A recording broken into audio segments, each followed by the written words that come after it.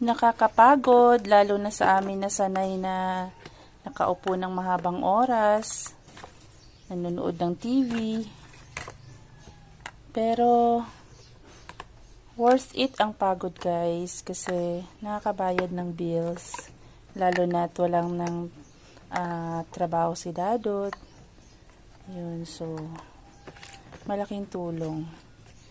And marami nga nagsabi, dapat noon ko pa daw to inumpisahan. Pero hindi naman pwede na ako lang mag-isa or mag-hire ako ng tao na unti pa lang naman yung ating mga customers.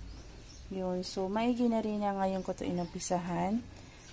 Dalawa kami ni Daddy na magtataguyod sa aming maliit na pangkabuhayan showcase. Yun. So okay na siya, malinis na, ready for tomorrow.